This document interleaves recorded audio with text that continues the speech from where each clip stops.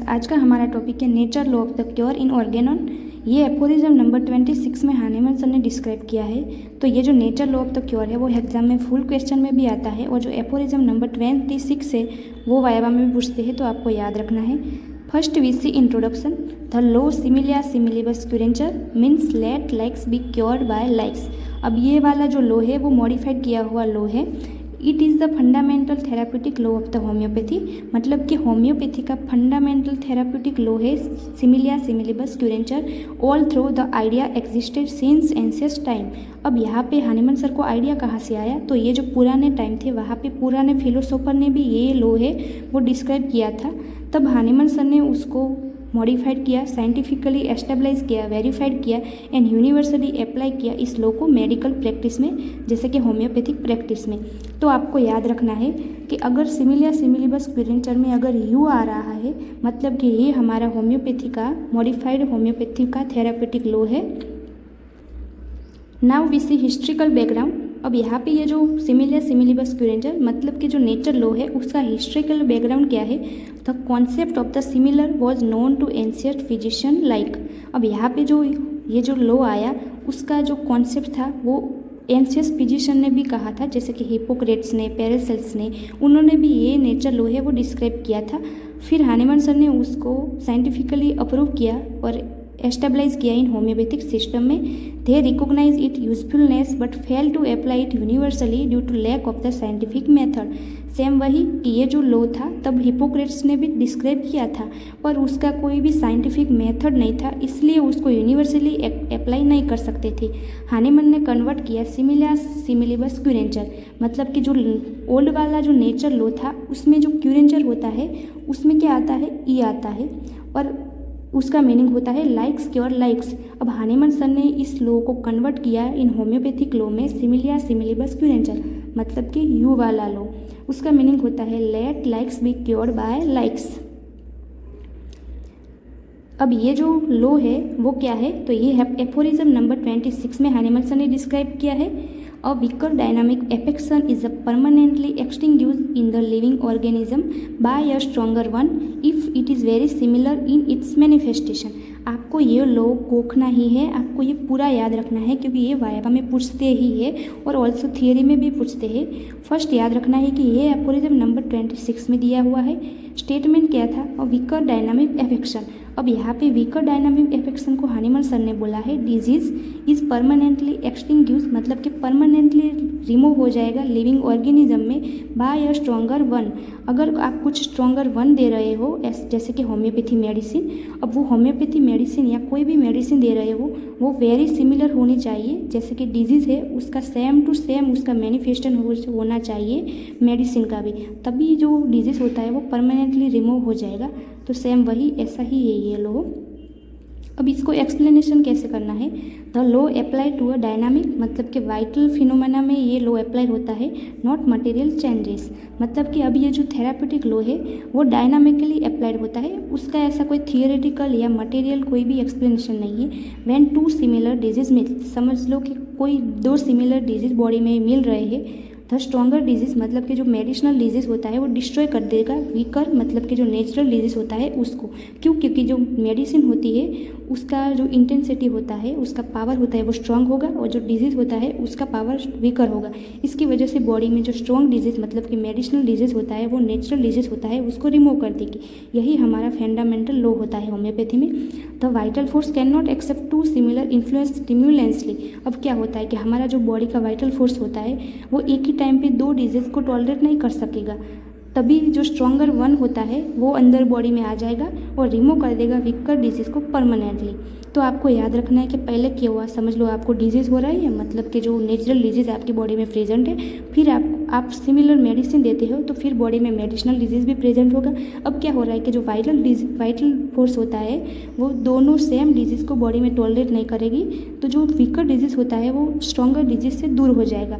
After क्या होगा कि जो वीकर डिजीज़ होता है वो तो दूर हो गया, अब स्ट्रॉन्गर डिजीज़ क्या था, मेडिसिनल डिजीज़ था। जब भी आप मेडिसिन स्टॉप कर दोगे तो फिर धीरे धीरे जो मेडिसिनल डिजीज़ होता है वो भी चला जाएगा। The artificial medicinal disease later disappear restoring the health. फिर कैरेक्टरिस्टिक क्या होता है जो नेचर लॉ है उसका, तो फर्स्ट ये यूनिवर्सल एंड एटर्नल लॉ होता है। यूनिवर्सल मतलब सब अप्लाई करते हैं, एंड एटर्नल मतलब कि हम बोलते हैं ना कि ये जो मैन है वो अमर हो गए, सेम टू सेम। एटर्नल मतलब कि उसका एंडिंग भी नहीं है, उसका बिगनिंग भी नहीं है, ऐसा ये इंटरनल लॉ होता है। सेकंड ये बेस होता है एक्सपीरियंस एंड ऑब्जर्वेशन के ऊपर।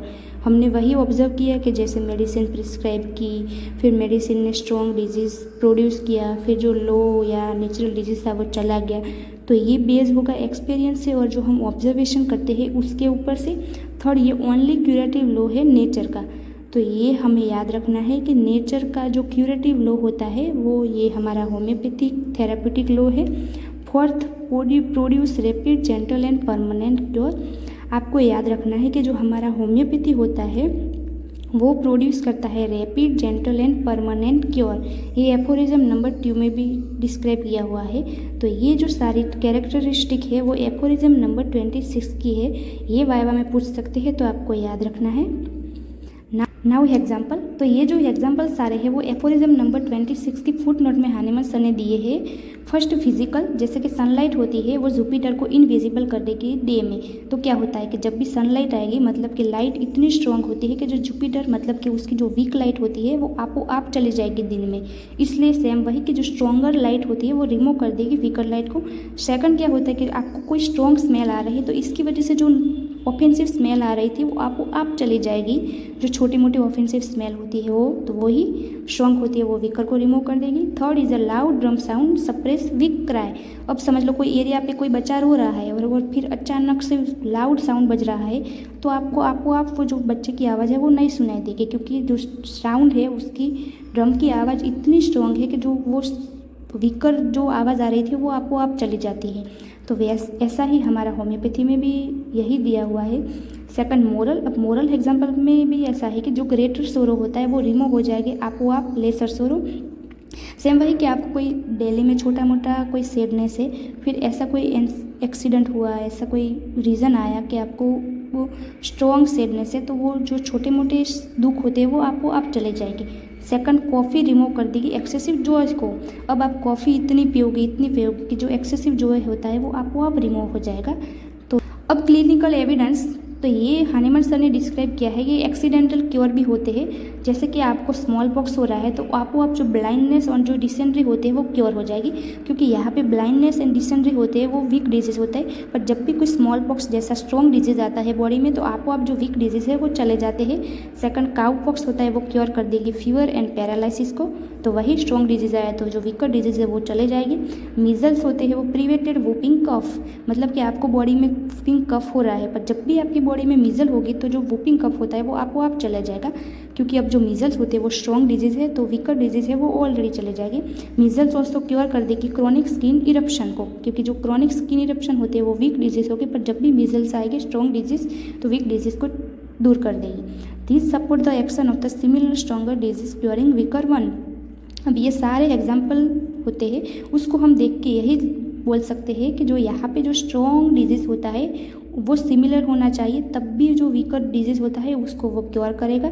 तो हमारी होम्योपैथी में भी ऐसा होता है कि जब भी होम्योपैथिक मेडिसिन प्रिस्क्राइब करते हैं तो वो बॉडी में same to same natural disease होता है ऐसा प्रोड्यूस करेगा, पर जो नेचुरल डिजीज़ है उससे स्ट्रॉन्ग डिजीज़ प्रोड्यूस करेगा। इसकी वजह से जो वीकर डिजीज़ होता है वो चला जाएगा। अब यहाँ पे उसका थेराप्यूटिक एप्लीकेशन क्या है, तो ये एफोरिज्म नंबर 27 में दिया हुआ है हानेमन सर ने। Only medicine producing similar but stronger symptom can cure. अब आपको मेडिसिन ऐसी प्रिस्क्राइब करनी है वो जो ह्यूमन को कि वो सिमिलर होनी चाहिए और उसके जो सिम्टम होने चाहिए वो स्ट्रॉन्ग होने चाहिए, तब भी वो जो वीक डिजीज़ होता है उसको क्योर करेगी। जैसे कि होम्योपैथिक मेडिसिन, तो वही कि आप होम्योपैथिक मेडिसिन प्रोड्यूस करोगे तो वो क्या होगा कि बॉडी में जाएगी और फिर बॉडी में क्या होगा, जो डिजीज़ आपकी बॉडी में प्रेजेंट होता है सेम टू सेम वैसा डिजीज़ प्रोड्यूस करेगी, पर उसका जो सिम्टम होता है वो स्ट्रॉन्ग होगा। तो इसकी वजह से जो नेचुरल डिजीज़ होता है वो आपको आप चला जाएगा। क्योर इससे रैपिड भी होगा, जेंटल भी होगा और परमानेंट क्योर होगा। तो यही होता है पूरा nature law of the cure. आपको ये पूरा याद रखना है। Thank you.